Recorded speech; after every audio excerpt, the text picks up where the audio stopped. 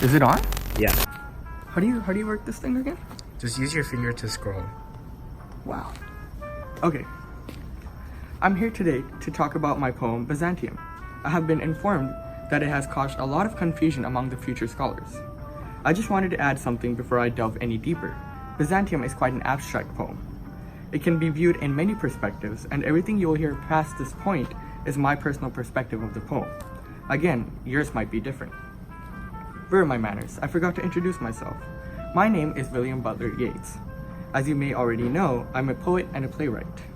I was born on June 13th, 1865 in Dublin, Ireland, and I'm the oldest child of my 4 siblings. I oftentimes spent most of my childhood in London, but returned to Dublin to continue my education. I originally went to art school, however, after some of my poems were published in the Dublin University Review, I dropped art school. I returned to London in 1888, where I met my friends and the love of my life, Maud Gonay. I founded the Rhythmers Club poetry group with Ernest Rice. He also joined the Order of the Golden Dawn, an organization that explored the topics related to occult and mysticism. In addition to my poetry, I devoted significant energy to writing plays. I married Georgie Hyde Lees in 1917, and we soon started writing about new topics, more spiritual one could say. We soon had 2 children, daughter Anne and son William Michael. I then became a political figure in the new Irish Free State, serving as a senator for 6 years, beginning in 1922. The following year, I received an important accolade for my writing as the recipient of Nobel Prize in Literature. I continued to write until my death in 1939 because of congestive heart failure. I was 73 years old. Now, how am I talking to you if I'm dead? Well, my future friends took care of that. And now we will together help examine the poem Byzantium, written in 1930.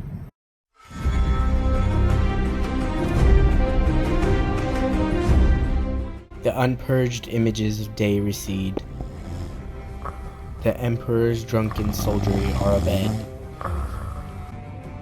Night resonance recedes, night walker's song. After great cathedral gong, a starlit or a moonlit dome disdains all that man is, all mere complexities, the fury and the mire of human veins. The stanza starts off with the day ending as the sun sets, and with it goes the unpurged images, or unclean and impure, referring directly to humanity. The emperor, it seems, has lost control of his soldiers. They're all drunk, sleeping it off. It's really late, only the prostitutes, as known as night walkers, are out, and the noises on the street halt after the gong has sounded. It makes the reader question if the soldiers were with the prostitutes, suggesting further lack of order in human societies. This is the beginning of several references of the transformation between impurity that is evident in human societies and reaching a state of purity. There is a lot of imagery in this stanza. For example, the clear view of the nighttime and people leaving the streets, and also a vivid description of the church. There is also a rhyme scheme, specifically AA, BB, C, DD, C. Diction, such as the use of the word nightwalkers instead of simply prostitutes or people dispersing, and the graphic language support the overall dark tone of the stanza. Symbolism is evident throughout the poem, but in this stanza specifically, the church will be the most important concept. It serves as a symbol of cosmic order and divine perfection. Again, this ties into the recurring theme of the transformation from impure to pure and will be evident in the next few stanzas.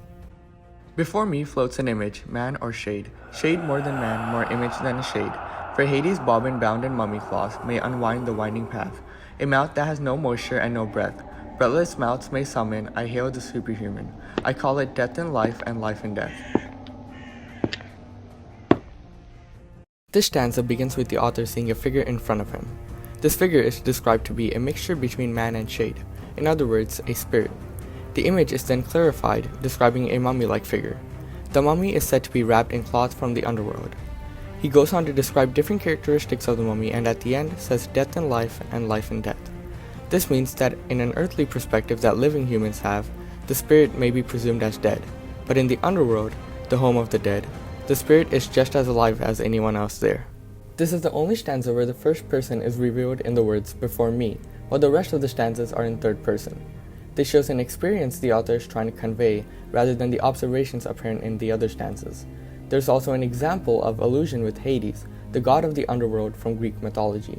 The mummy cloth that Yeats mentions is to be unwinding is in fact symbolism for life's experiences on earth. The cloth is whirled around a bobbin tightly in the beginning of one's life, but then slowly begins to unwind until afterlife. The spirit has unwound the cloth and with it threw away all its impurities. The idea has appeared before in Yeats' writing, including in All Souls' Night from 1920. This transition of purification can be simplified as the journey of purgatory. The rhyme pattern continues to be AA, BB, CD, DC. Miracle bird or golden handiwork, more miracle than bird or handiwork, planted on the starlight golden bow. Can like the cocks of Hades crow, or by the moon embittered scorn aloud. In the glory of changeless metals, common bird or petal, and on complexities a mire or blood. This stanza is meant to describe heaven. The golden bird is introduced, which is an allusion to a miracle. It is also said that the bird is able to wake up spirits with its croaks like a crow, meaning that was once dead is now reborn. This stanza delves deeper into the concept of purification. The first 3 lines describe a miracle: a golden bird on a golden branch. This bird is made out of what is considered the purest substance on earth, a hint on its connection to purification of human souls. The bird is then described to have the ability to summon spirits with its croaks from the underworld. It is supposed to be unchangeable, or in other words, cannot be corrupted by impurities. The source of purity is in glory, contrasted from the complexities of human and their impurities.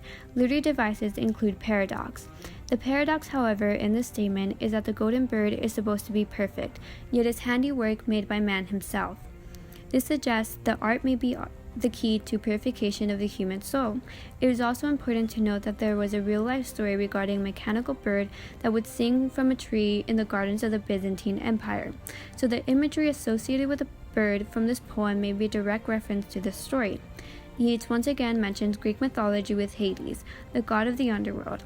Also, this is the second time the word complexities is used, and this shows how complex human impurities are. Just like the following 2 stanzas, the rhyme pattern is AA, BB, CD, DC. At midnight on the emperor's pavement flit, flames that no faggot feeds, nor steel has lit, nor storm disturbs, flames begotten of flame, where blood begotten spirits come, and all complexities of fury leave, dying into a dance, an agony of trance, an agony of flame that cannot singe a sleeve. In this stanza, midnight approaches and the witch's hour begins. There is a visual of a fire on the emperor's pavement, and it is one that is not started with wood or sparks. This fire was not started by means of any influence, and also will not be affected by any external factors. This event suggests on the process of purgatory quite directly, with the spirits dancing and leaving their complexities or impurifications behind them. This entire stanza was concentrated on the fire, a symbol of the purification process. This idea can also be found in other pieces of literature written by Yeats. This fire relates directly to his condition of fire from his Paramika book. The fire also serves as an allusion, referring to religion with a depiction of purgatory and the cleansing of spirits. The use of fury and rage relates to the complexities associated with humans to the spiritual love and hate. The rhyme scheme continues to be AA, BB, CD, DC. Straddle on the dolphin's mire and blood, spirit after spirit, the smithies break the flood. The golden smithies of the emperor, marbles of the dancing floor, break bitter furies of complexity, those images that yet fresh images beget, that dolphin torn, that gong tormented sea. In this stanza, the final stanza, the poet finds himself close to the end of purgatory. He sees the spirits riding the dolphins across the ocean. Although golden blacksmiths try to intervene, they are unable to. It is a conflict between flesh and spirit. It symbolizes the state of man between life and death. The spirits riding the dolphins symbolizes the guide to enlightenment and an end to the process of cleansing oneself. There are many different stories that tell of dolphins forming relationships with humans, helping them and guiding them to such purity. The final stanza is concentrated heavily with symbolism. The spirits riding the dolphin symbolizes one's journey to cleanse their soul, and in this poem it is the final step to complete purification. Though the stanza is heavily concentrated with symbolism, it also contains allusions. An allusion found in this stanza is to the Greek mythology with the dolphins, which are associated with gods Apollo and Orion. This stanza also contains imagery, as the readers can picture the sea and the spirits riding the dolphins. The sea is also a symbol which is used to signify soul, memory, love, and the universal unformed mind.